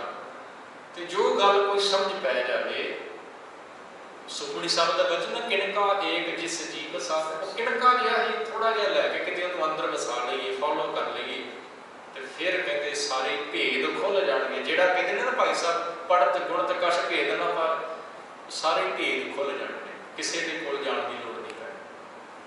ਉਹ ਬਚਨ ਬੜਾ ਪਿਆਰਾ ਨਾ ਜੀ, ਖੋਲ ਕਪਟ ਗੁਰ ਮੇਲੀਆ, ਹੈ ਨਾ ਜੀ। ਗੁਰੂ ਸਾਹਿਬ ਕਹਿੰਦੇ ਤੇਰੇ ਮਨ ਦੇ ਵਿੱਚ ਪਿਆਸ ਲੱਗੀ, ਦਰਸ਼ਨ ਪਿਆਸੀ ਦਿਨ ਸਰਾਧ ਚਿਤਵਾ ਪੜ ਦਿਨ ਨੀਤ, ਮੈਂ ਤੈਨੂੰ ਦੇਖਣਾ ਚਾਹੁੰਦਾ, ਮੈਂ ਤੈਨੂੰ ਮਿਲਣਾ ਚਾਹੁੰਦਾ, ਰੱਬ ਨੂੰ ਕਹਿੰਦੇ ਨੇ। ਤੇ ਗੁਰੂ ਸਾਹਿਬ ਕਹਿੰਦੇ ਤੂੰ ਦੇਖ ਸਕਦਾ ਹੈ, ਉਹਨੂੰ ਮਿਲ ਸਕਦਾ ਹੈ, ਪਰ ਕਿਵੇਂ? ਖੋਲ ਕਪਟ ਗੁਰ ਮੇਲੀਆ, ਗੁਰੂ ਤੇਰੇ ਸਾਰੇ ਪਰਦੇ ਖੋਲ ਦੇਗਾ, ਸਾਰੇ ਦਰਵਾਜ਼ੇ ਖੋਲ ਕੇ ਤੈਨੂੰ ਉਹਦੇ ਨਾਲ ਮਿਲਾ ਦੇਗਾ। ਪੜ੍ਹਨਾ ਸ਼ੁਰੂ ਹੋ ਗਿਆ, ਬਾਣੀ ਪੜ੍ਹਦੇ ਅਜੇ ਤੱਕ ਦਰਵਾਜ਼ੇ ਖੁੱਲੇ ਨਹੀਂ। ਕਿਉਂ ਨਹੀਂ ਖੁੱਲੇ? ਕਿਉਂਕਿ ਸਿਰਫ ਮੈਂ ਇੱਥੋਂ ਤੱਕ ਹੀ ਸੀਮਤ ਰਹਿ ਗਿਆ, ਪੜ੍ਹਨ ਤੱਕ, ਵਿਚਾਰਨ ਦੀ ਕੋਸ਼ਿਸ਼ ਨਹੀਂ ਕੀਤੀ, ਜੀਵਨ 'ਚ ਅਪਲਾਈ ਕਰਨ ਦੀ ਕੋਸ਼ਿਸ਼ ਨਹੀਂ ਕੀਤੀ। ਤੇ ਜਿਸ ਦਿਨ ਮੈਂ ਵਿਚਾਰਨਾ ਤੇ ਉਹਨੂੰ ਅਪਲਾਈ ਕਰਨਾ ਸ਼ੁਰੂ ਕਰ ਦਿੱਤਾ, ਗੁਰੂ ਸਾਹਿਬ ਕਹਿੰਦੇ ਫਿਰ ਸਾਰੇ ਹੀ ਪੜ੍ਹਦੇ ਖੋਲ ਕੇ, ਖੋਲ ਕਪਟ ਗੁਰ ਮੇਲੀਆ, ਨਾਨਕ ਹਰ ਸੰਗ ਮੀਤ, ਉਸ ਹਰੀ ਮਿੱਤਰ ਦੇ ਨਾਲ ਤੈਨੂੰ ਉਹ ਮਿਲਾ ਦੇ। ਸੋ ਭਾਈ ਸਾਹਿਬ ਜੀ ਕਹਿੰਦੇ ਇਹ ਅਚਰਜ ਮਨ ਆਉਂਦੀ, ਮਨ ਦੇ ਵਿੱਚ ਕਹਿੰਦੇ ਬੜੀ ਹੈਰਾਨਗੀ ਜੀ ਮੇਰੇ ਅੰਦਰ ਪੈਦਾ ਹੁੰਦੀ ਹੈ ਕਿ ਪੜ੍ਹਤ ਗੁਣਤ ਕਛ ਭੇਦ ਨਾ ਪਾਵੇ। ਕਹਿੰਦੇ ਵੇਦਾਂ ਦਾ ਪਾਠ ਵੀ ਕਰ ਲਿਆ, ਉਹਨਾਂ ਨੂੰ ਥੋੜ੍ਹਾ ਬਹੁਤਾ ਵਿਚਾਰ ਵੀ ਲਿਆ, ਪਰ ਪਰਮਾਤਮਾ ਦਾ ਭੇਦ ਅਜੇ ਵੀ ਨਹੀਂ ਆਇਆ, ਕਿਉਂਕਿ ਉਹਨੂੰ ਸਮਝਣ ਦੀ ਕੋਸ਼ਿਸ਼ ਹੀ ਨਹੀਂ ਕੀਤੀ। ਮੈਂ ਉਹ ਕੁਝ ਕਰਨਾ ਸ਼ੁਰੂ ਕਰ ਦਿੱਤਾ ਜਿਹਦਾ ਸੰਬੰਧ ਧਰਮ ਦੇ ਨਾਲ ਹੈ ਹੀ ਕੁਛ ਨਹੀਂ ਸੀ। ਉਹਨੂੰ ਧਰਮ ਦਾ ਨਾਮ ਦੇ ਕੇ ਮੈਂ ਆਪਣੇ ਆਪ ਨੂੰ ਸਮਝ ਲਿਆ ਕਿ ਮੈਂ ਧਰਮੀ ਬਣ ਗਿਆ, ਪਰ ਜੋ ਮੈਂ ਕਰਦਾ ਪਿਆ ਉਹਦਾ ਸੰਬੰਧ ਧਰਮ ਦੇ ਨਾਲ ਹੈ ਹੀ ਨਹੀਂ ਸੀ। ਇਸ ਕਰਕੇ ਕਛ ਭੇਦ ਨਾ ਪਾਵੇ, ਕੁਝ ਕਹਿੰਦੇ ਸਮਝ ਨਹੀਂ ਪੈ ਰਹੀ। ਜੁਗ ਜੁਗ ਇੱਕੋ ਵਰਣ ਹੈ, ਕਲ ਯੁਗ ਕਿਉਂ ਬਹੁਤੇ ਦਿਖਦਾ। ਕਹਿੰਦੇ ਪਹਿਲੇ 3 ਯੁੱਗਾਂ ਦਾ ਜ਼ਿਕਰ, ਉਹਨਾਂ 3 ਯੁੱਗਾਂ ਦੇ ਵਿੱਚ ਕਹਿੰਦੇ ਇੱਕੋ ਹੀ ਧਰਮ ਸੀ। ਧਰਮ ਦਾ ਮਤਲਬ ਕਿ ਜੇ ਭਗਤੀ ਤੇ ਭਗਤੀ, ਜੇ ਜੰਗ ਯੁੱਧ ਤੇ ਜੰਗ ਯੁੱਧ, ਖੱਤਰੀ ਤੇ ਜੇ ਖੇਤੀਬਾੜੀ ਤੇ ਖੇਤੀਬਾੜੀ। ਤੇ ਹੁਣ ਇੱਥੇ ਕਹਿੰਦੇ ਮਿਲਗੋਬਾ ਜਿਹਾ ਹੋਇਆ ਪਿਆ, ਮਿਕਸਚਰ ਜਿਹਾ ਹੋਇਆ ਪਿਆ, ਸਮਝ ਨਹੀਂ ਆ ਰਹੀ ਇਹ ਕਿਉਂ, ਇਸ ਤਰ੍ਹਾਂ ਕੀ ਹੋ ਗਿਆ ਭਾਈ? ਜੇਕਰ ਇਨਸਾਨ ਨੇ ਇੱਕ ਪਰਮਾਤਮਾ ਨਹੀਂ ਪਾਉਣਾ, ਤੇ ਜੇ ਪਹਿਲੇ 3 ਯੁੱਗਾਂ ਦੇ ਵਿੱਚ ਇੱਕ ਰੱਬ ਦੀ ਗੱਲ ਚੱਲਦੀ ਰਹੀ, ਤੇ ਹੁਣ ਕਿਉਂ ਬਹੁਤੇ ਰੱਬ ਬਣਾ ਦਿੱਤੇ ਗਏ? ਇੱਦਾਂ ਹੀ ਹੋਇਆ ਨਾ ਜੀ, ਰੱਬ ਹੈ ਇੱਕ ਹੀ, ਪਰਮਾਤਮਾ ਇੱਕ ਹੀ ਹੈ, ਪਰ ਜੀ ਇੱਥੇ ਦੁਨੀਆ ਦੇ ਵਿੱਚ ਐਸੇ ਵੀ ਕਈ ਆ ਗਏ ਲੋਕ ਜਿਹੜੇ ਆਪਣੇ ਆਪ ਨੂੰ ਰੱਬ ਕਹਿਣਾ ਸ਼ੁਰੂ ਕਰਨ ਲੱਗ ਪਏ, ਮੈਂ ਹੀ ਰੱਬ। ਪਰ ਇੱਕ ਪੱਖ ਤੋਂ ਮੈਂ ਇੱਕ ਪੱਖ ਦਾ ਜ਼ਿਕਰ ਕਰਨ ਲੱਗਾ, ਇੱਕ ਪੁਆਇੰਟ ਕਹਿ ਲਈ, ਦੁਨੀਆ ਦਾ ਹਰ ਇੱਕ ਇਨਸਾਨ ਰੱਬ ਹੈ। ਦੁਨੀਆ ਦਾ ਹਰ ਇੱਕ ਇਨਸਾਨ ਰੱਬ ਹੈ, ਸਰਗੁਣ ਰੂਪ ਦੇ ਵਿੱਚ। ਸੋਹਿਲਾ ਆਪਾਂ ਪੜ੍ਹਦੇ ਹਾਂ, ਸੋਹਿਲੇ ਦੇ ਵਿੱਚ ਕੀ ਕਿਹਾ ਗੁਰੂ ਨਾਨਕ ਸਾਹਿਬ ਨੇ? ਸਹਸ ਦਮ ਨੈਣ ਨੰਦ ਨੈਣ ਹੈ ਤੋਹੇ ਕਉ, ਸਹਸ ਗੁਰਤ ਨਨਾ ਇੱਕ ਤੋਹੀ। ਰੱਬਾ ਤੇਰੀਆਂ ਅੱਖਾਂ ਕੋਈ ਨਹੀਂ, ਪਰ ਤੇਰੀਆਂ ਹਜ਼ਾਰਾਂ ਹੀ ਅੱਖਾਂ ਨੇ। ਆ ਜਿਹੜੀਆਂ ਅੱਖਾਂ ਦਾ ਜ਼ਿਕਰ, ਜਿਹੜੀਆਂ ਇਨਸਾਨਾਂ ਨੂੰ ਅੱਖਾਂ ਦਿੱਤੀਆਂ ਨੇ, ਗੁਰੂ ਸਾਹਿਬ ਕਹਿੰਦੇ ਉਹ ਰੱਬਾ ਤੇਰੀਆਂ ਹੀ ਅੱਖਾਂ ਨੇ। ਸਰਗੁਣ ਰੂਪ ਦੇ ਵਿੱਚ ਹਰ ਇੱਕ ਇਨਸਾਨ ਰੱਬ ਹੈ, ਤੇ ਨਿਰਗੁਣ ਰੂਪ ਦੇ ਵਿੱਚ ਰੱਬ ਦਾ ਆਕਾਰ ਕੋਈ ਨਹੀਂ, ਇੱਕ ਹੀ ਹੈ। ਨਿਰਗੁਣ ਦੇ ਵਿੱਚ ਇੱਕ ਹੀ ਹੈ, ਪਰ ਉਸ ਨਿਰਗੁਣ ਦੇ ਮੁਕਾਬਲੇ ਤੇ ਇਨਸਾਨਾਂ ਨੇ ਆਪਣੇ ਆਪ ਨੂੰ ਰੱਬ ਕਹਿਣਾ ਸ਼ੁਰੂ ਕਰ ਦਿੱਤਾ, ਲੋਕਾਂ ਨੂੰ ਆਪਣੇ ਵੱਲ ਖਿੱਚਣ ਦੀ ਬਜਾਏ, ਬਸ ਹੋਰ ਕੁਛ ਨਹੀਂ। ਤੇ ਭਾਈ ਸਾਹਿਬ ਜੀ ਕਹਿੰਦੇ ਇਹ ਸਭ ਕੁਝ ਕਲਯੁੱਗ ਦੇ ਵਿੱਚ ਹੋਣਾ ਸ਼ੁਰੂ ਹੋ ਗਿਆ ਜੀ, ਪਹਿਲਾਂ ਨਹੀਂ ਸੀ ਇਸ ਤਰ੍ਹਾਂ। ਕਹਿੰਦੇ ਹੁਣ ਕਲਯੁੱਗ ਦੇ ਵਿੱਚ ਇਹ ਸਭ ਕੁਝ ਹੋਣਾ ਸ਼ੁਰੂ ਹੋ ਗਿਆ। ਜੰਤਰੇ ਵੱਜੇ ਤਿਹ ਜੁਗੀ, ਕਥ ਪੜ੍ਹ ਰਹੇ ਭਰਮ ਨਾ ਜਾਵੇ। ਕਹਿੰਦੇ ਪੜ੍ਹ ਜ਼ਰੂਰ ਰਹੇ ਨੇ, ਪਰ ਭਰਮ ਨਹੀਂ ਜਾ ਰਹੇ। ਪੜ੍ਹਿਆ ਜ਼ਰੂਰ ਜਾ ਰਹੇ ਧਾਰਮਿਕ ਗ੍ਰੰਥਾਂ ਨੂੰ, ਪਰ ਅੰਦਰਲੇ ਭਰਮ ਦੂਰ ਨਹੀਂ ਹੋ ਰਹੇ। ਕਿਉਂ ਨਹੀਂ ਹੋ ਰਹੇ? ਕਿਉਂਕਿ ਪੜ੍ਹਨ ਦੇ ਨਾਲ ਨਹੀਂ ਹੁੰਦਾ। ਇਕੱਲਾ ਪੜ੍ਹਨ ਦੇ ਨਾਲ ਭਰਮ ਨਹੀਂ ਕੱਟੇ ਜਾਂਦੇ, ਮਾਫ਼ ਕਰਨਾ। ਪੜ੍ਹਨ ਤੋਂ ਬਾਅਦ ਜਿਹੜਾ ਅਗਲਾ ਸਟੈਪ ਹੈ ਨਾ, ਉਹ ਜ਼ਰੂਰ ਕਰਨਾ ਪਏਗਾ, ਵਿਚਾਰ ਕੇ ਉਹਨੂੰ ਅਪਲਾਈ ਕਰਨਾ ਪਏਗਾ। ਸਾਰੇ ਭਰਮ ਕੱਟੇ ਜਾਣਗੇ, ਬਿਨਾਂ ਸ਼ੱਕ ਕੱਟੇ ਜਾਣਗੇ, ਪਰ ਪੈਰ ਅੱਗੇ ਪੁੱਟਣਾ ਪਏਗਾ। ਭਾਈ ਲਹਿਣਾ ਜੀ ਜਦੋਂ ਬਾਣੀ ਸੁਣਦੇ ਨੇ, ਉਹਨਾਂ ਨੇ ਸੁਣੀ ਬਾਣੀ, ਕੰਨਾਂ ਦੇ ਵਿੱਚ ਆਵਾਜ਼ ਪਈ ਬਾਣੀ ਦੀ, ਤਾਂ ਉਹਨਾਂ ਸੁਣਿਆ ਬੜੇ ਗੌਰ ਦੇ ਨਾਲ। ਸੁਣਨ ਤੋਂ ਬਾਅਦ ਜੇਕਰ ਉਹ ਸਪੋਜ਼ ਕਰ ਲਓ ਕਿ ਇਹ ਯਤਨ ਨਾ ਕਰਦੇ ਕਿ ਮੈਂ ਗੁਰੂ ਨਾਨਕ ਸਾਹਿਬ ਨੂੰ ਮਿਲਾਂ, ਇੱਕ ਮਿੰਟ ਵਾਸਤੇ ਮੰਨ ਲਓ, ਇਮੈਜਿਨ ਕਰ ਲਓ ਇਹ ਬਾਣੀ ਉਹਨਾਂ ਨੇ ਸੁਣੀ ਹੈ, ਮਨ ਨੂੰ ਉਹਨਾਂ ਨੂੰ ਟਿਕਾ ਆਇਆ ਹੈ, ਪਰ ਉਹਨਾਂ ਦੇ ਅੰਦਰ ਇਹ ਇੱਛਾ ਨਾ ਪੈਦਾ ਹੁੰਦੀ ਕਿ ਮੈਂ ਗੁਰੂ ਨਾਨਕ ਸਾਹਿਬ ਨੂੰ ਮਿਲਾਂ। ਮੇਰੇ ਖਿਆਲ ਹੈ ਗੁਰੂ ਨਾਨਕ ਸਾਹਿਬ ਦੇ ਨਾਲ ਉਹਨਾਂ ਦਾ ਮੇਲ ਹੋਈ ਨਹੀਂ ਸੀ। ਅਗਲਾ ਸਟੈਪ ਉਹਨਾਂ ਨੇ ਲਿਆ ਕਿ ਮੈਂ ਮਿਲਣਾ ਹੈ, ਜਿਹਦੀ ਇਹ ਬਾਣੀ ਮੈਨੂੰ ਮਿਲਣਾ ਹੈ ਨਾ ਜੀ। ਤੇ ਫਿਰ ਮਿਲੇ, ਤੁਰੇ ਆਪਣੇ ਘਰ ਤੋਂ ਨਿਕਲੇ ਬਾਹਰ, ਆਪਣੇ ਸੰਗੀਆਂ ਸਾਥੀਆਂ ਨੂੰ ਛੱਡ ਕੇ ਤੇ ਗੁਰੂ ਨਾਨਕ ਸਾਹਿਬ ਨੂੰ ਮਿਲਣ ਵਾਸਤੇ ਤੁਰ ਪਏ। ਮੇਲ ਹੁੰਦਾ ਹੈ, ਜੀਵਨ ਟੋਟਲੀ ਚੇਂਜ, ਸਾਰੇ ਭਰਮ ਕੱਟੇ ਜਾਂਦੇ। ਜਿਸ ਸ਼ਾਂਤੀ ਨੂੰ, ਪੀਸ ਆਫ ਮਾਈਂਡ ਨੂੰ ਪ੍ਰਾਪਤ ਕਰਨ ਵਾਸਤੇ ਭਾਈ ਲਹਿਣਾ ਜੀ ਤੀਰਥ ਯਾਤਰਾ ਪੈ ਕਰਦੇ ਨੇ ਨਾ, ਮਿਲ ਜਾਂਦੀ। ਗੁਰੂ ਨਾਨਕ ਸਾਹਿਬ ਦੇ ਦੀਦਾਰ ਕੀਤੇ ਤੇ ਉੱਥੋਂ ਦੇ ਹੋ ਕੇ ਰਹਿ ਗਏ। ਤੁਹਾਨੂੰ ਪਤਾ ਹੋਏਗਾ ਕਿ ਜੇ ਭਾਈ ਲਹਿਣਾ ਜੀ ਉਸ ਦਿਨ ਆਣ ਕੇ ਗੁਰੂ ਨਾਨਕ ਸਾਹਿਬ ਦੇ ਚਰਨਾਂ ਦੇ ਵਿੱਚ ਸੀਸ ਝੁਕਾਉਂਦੇ ਨੇ, ਉਸ ਦਿਨ ਤੋਂ ਬਾਅਦ ਭਾਈ ਸਾਹਿਬ ਜੀ ਵਾਪਸ ਨਹੀਂ ਗਏ ਆਪਣੇ ਘਰ। ਕੁਝ ਸਾਲਾਂ ਬਾਅਦ ਗੁਰੂ ਨਾਨਕ ਸਾਹਿਬ ਆਪ ਕਹਿੰਦੇ ਨੇ ਕਿ ਪੁਰਖਾ ਘਰੋਂ ਹੋ ਕੇ ਆਓ। ਗੁਰੂ ਨਾਨਕ ਸਾਹਿਬ ਦੀ ਆਗਿਆ ਪਾ ਕੇ, ਹੁਕਮ ਮੰਨ ਕੇ ਭਾਈ ਲਹਿਣਾ ਜੀ ਆਪਣੇ ਘਰ ਜਾਂਦੇ ਨੇ ਮਿਲਣ ਵਾਸਤੇ ਪਰਿਵਾਰ। ਨਹੀਂ ਤੇ ਜਿਸ ਦਿਨ ਗੁਰੂ ਨਾਨਕ ਸਾਹਿਬ ਦੇ ਘਰ ਚ ਆਉਂਦੇ ਨੇ ਉਸ ਤੋਂ ਬਾਅਦ ਉਹ ਘਰ ਨਹੀਂ ਜਾਂਦੇ।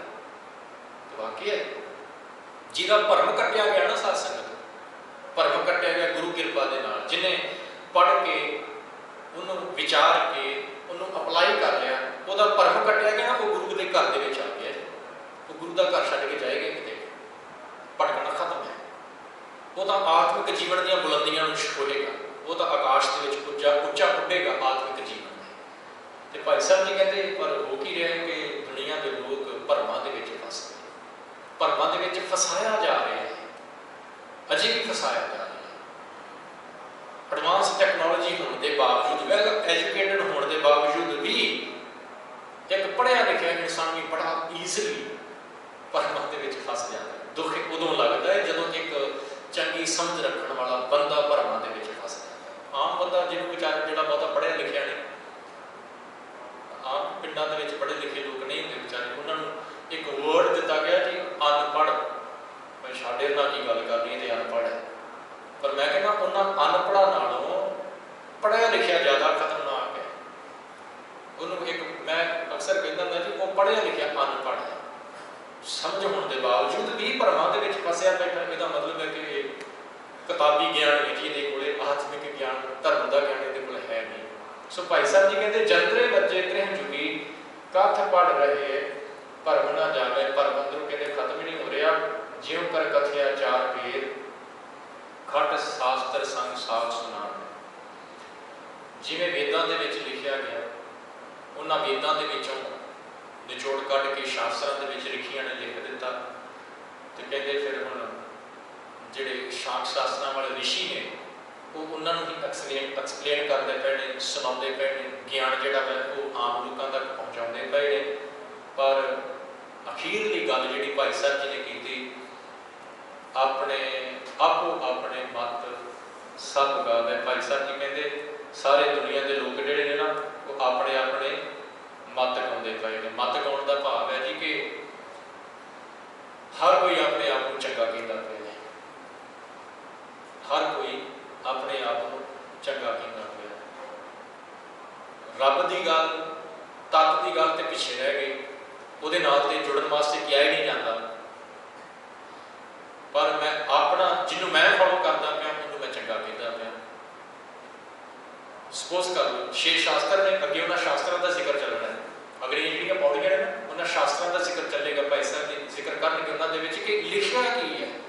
ਜਿਨ੍ਹਾਂ ਰਿਸ਼ੀਆਂ ਨੇ ਵੇਦਾਂ ਨੂੰ ਆਧਾਰ ਬਣਾ ਕੇ ਸ਼ਾਸਤਰ ਲਿਖ ਦਿੱਤੇ, ਉਹਨਾਂ ਸ਼ਾਸਤਰਾਂ ਦੇ ਵਿੱਚ ਅਸਲ 'ਚ ਹੈ ਕੀ, ਉਹਨਾਂ ਦਾ ਜ਼ਿਕਰ ਕਰਨਗੇ ਅੱਗੇ ਭਾਈ ਸਾਹਿਬ। ਮੰਨ ਲਓ ਮੈਂ ਇੱਕ ਸ਼ਾਸਤਰ ਲਿਖਿਆ, ਜਿਹੜਾ ਮੈਂ ਲਿਖ ਦਿੱਤਾ ਮੈਂ ਕਹਾਂਗਾ ਜੀ ਜੋ ਮੈਂ ਲਿਖਿਆ ਉਹੀ ਸੱਚ ਹੈ। ਇੱਕ ਭਾਈ ਸਾਹਿਬ ਜੀ ਨੇ ਲਿਖ ਦਿੱਤਾ, ਇਹ ਕਹਿਣਗੇ ਨਹੀਂ ਉਹ ਝੂਠ ਬੋਲਦਾ, ਜੋ ਮੈਂ ਲਿਖਿਆ ਉਹੀ ਸੱਚ ਹੈ। ਆਪੋ ਆਪਣੇ ਮਤ ਸਮਝਦਾ, ਜੋ ਮੈਂ ਕਹਿ ਦਿੱਤਾ ਉਹੀ ਠੀਕ ਹੈ, ਦੂਜਾ ਝੂਠ ਬੋਲਦਾ ਪਿਆ। ਬਾਈ ਮੰਜੀਆਂ ਦਾ ਪਤਾ ਜੀ, ਜਦੋਂ ਗੁਰੂ ਹਰਕ੍ਰਿਸ਼ਨ ਮਹਾਰਾਜ ਨੇ ਕਿਹਾ ਬਾਬਾ ਬਸੀ ਗ੍ਰਾਮ ਬਕਾਲੇ, ਕਹਿ ਦਿੱਤਾ ਕਿ ਜਿਹੜੇ ਅਗਲੇ ਗੁਰੂ ਨੇ ਉਹ ਬਕਾਲੇ ਦੀ ਧਰਤੀ ਤੇ ਨੇ। ਬਾਬਾ ਦਾਦਾ ਬਕਾਲੇ ਦੀ ਧਰਤੀ ਨੇ ਤੇ ਹੋਇਆ ਕਿ ਉੱਥੇ ਕਈ ਮੰਜੀਆਂ ਲਗਾ ਕੇ ਬਹਿ ਗਏ। ਹਰ ਕੋਈ ਆਪਣੇ ਆਪ ਨੂੰ ਕਹਿਣ ਲੱਗ ਪਿਆ ਮੈਂ ਗੁਰੂ ਆਓ ਮੇਰੇ ਵਾਸਤੇ ਕਹਿ ਕੇ ਗਏ ਨੇ। ਜੋ ਗੁਰੂ ਹਰਕ੍ਰਿਸ਼ਨ ਨੇ ਕਿਹਾ ਨਾ ਉਹ ਮੇਰੇ ਵਾਸਤੇ ਹੀ ਕਿਹਾ।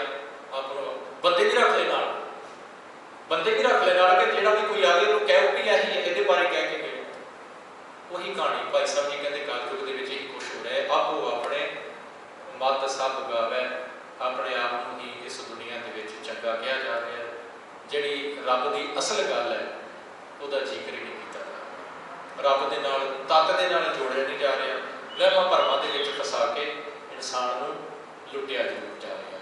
सो ये गल्लां भाई साहब जी ने अज दी इन्हां पौड़ियां दे विच कीतियां ने जी। कलयुग बिरती सुभाअ नूं कलयुग कहा गया है बाणी दे विच भी, ते भाई साहब जी ने भी वही वर्ड एक्सैक्ट यूज़ किया है जो गुरु साहब ने बाणी दे विच यूज़ किया है। कलयुग समय का नाम नहीं, कलयुग कोई इंसान नहीं, कलयुग सोच का नाम है। इंसान की सोच किवें दी है ये डिफाइन करती है। जेकर तो चंगा सोचता पिया, चंगा करता पिया, सतयुगी है, त्रेते दे विच है, दुआपर दे विच है। पर जेकर सोच ही माड़ी है, बाणी पढ़ते हैं, पाठ पढ़ते हैं, सब कुछ करते हैं, सोच ही माड़ी है, सोच के अजे तक कोई चेंज नहीं आया, तो वो कलयुगी इंसान है। बाहर ने विखावे को देख के आप नहीं कहना कि बंदा सतयुगी है, या त्रेते च है, या दुआपर च है। ਉਹਦਾ जीवन दसेगा कि वो कितने कि स्टैंड पिया करता है। सतयुग के विच है, त्रेते च है, दुआपर च है कि कलयुग च है। सोच दसेगी, इंसान का जीवन दसेगा, वो कर्म दसेगी, वो बोल बाणी दसेगी कि कितने स्टैंड कर रहा।